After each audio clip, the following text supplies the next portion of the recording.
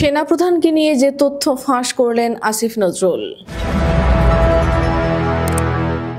সেনাপ্রধান জেনারেল ওয়াকারুজ্জামানকে নিয়ে নানামুখী বিতর্ক চলছে।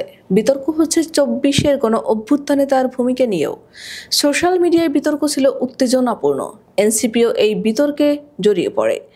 টান উত্তেজনার মধ্যে বাংলাদেশের রাজনীতি অনেকটাই দ্বিধা বিভক্ত হয়ে পড়ে।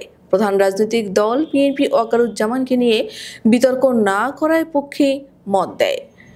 এই যখন অবস্থা, তখন তৃতীয় মাত্রার মুখোমুখি হন আইন ও বিচার বিষয়ক উপদেষ্টা ডক্টর আসিফ নজরুল, যেখানে তিনি সেনাপ্রধানের ভূমিকা কী ছিল তা স্পষ্ট করেছেন, প্রকৃত সত্য তুলে ধরেছেন।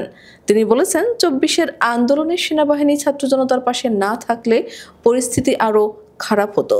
গণ অভ্যুত্থানের পক্ষে সেনাপ্রধানের ঐতিহাসিক একটা রোল ছিল, কাউকে তুচ্ছ-তাচ্ছিল্য করা উচিত না। উনি শেখ হাসিনার নিয়োজিত সেনাপ্রধান, তিনি শেখ হাসিনার আত্মীয়। এখন এমন এক অবস্থা, সবাইকে গালি দিচ্ছে, অবদানকে ছোট করা হচ্ছে। আমার মনে হয় সেনাপ্রধানের 24 নিয়ে প্রচণ্ড শ্রদ্ধাবোধ রয়েছে। অনেকে বলতে পারেন সেনাবাহিনী এসব কথা বলতে পারে কিনা। গণ অভ্যুত্থানের পর আর ডিফাইন রোল থাকে না অনেকের। ওনারা দুটি বিষয়ে আগ্রহ আছে। প্রথমত, কিছু হলেও যাতে সংস্কার করা হয়, আরেকটা দেশে যেন আনস্টেবল হয়ে না পড়ে, সেজন্য দ্রুত নির্বাচন দেওয়ার কথা। ওনার আশঙ্কা, যত নির্বাচন বিলম্ব হবে তত দেশে বিদেশি চক্রান্ত হবে। উনি আর্মিকে বেশি দিন বাইরে রাখতে চান না। ওনাকে অনেক জায়গায় যেভাবে উপস্থাপন করা হয় সেখানে অন্যায় করা হয়। With due respect to Waqar ভাই, ইনক্লুসিভ ইলেকশন, এই ধরনের কথা না বললে ভালো।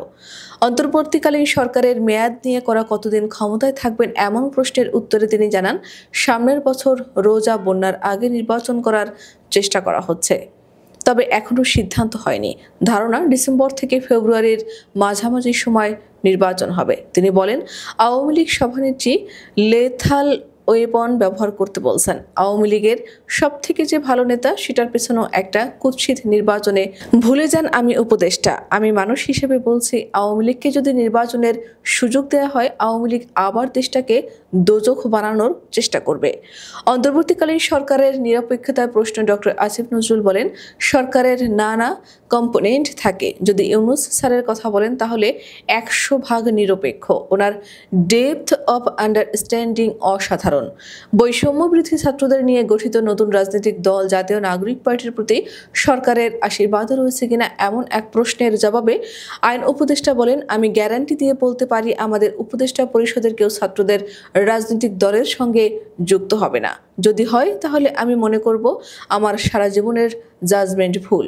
গত 5 আগস্ট ছাত্র জনতার আন্দোলন বিপ্লব নাকি অভ্যুত্থান, এমন প্রসঙ্গে তিনি বলেন, আমি বলবো দুটোর মাঝামাঝি। এটা অভ্যুত্থান না গণ অভ্যুত্থান অবশ্যই, কিন্তু এর মধ্যে বিপ্লবের এলিমেন্ট ছিল, কিন্তু বিপ্লব হয়নি।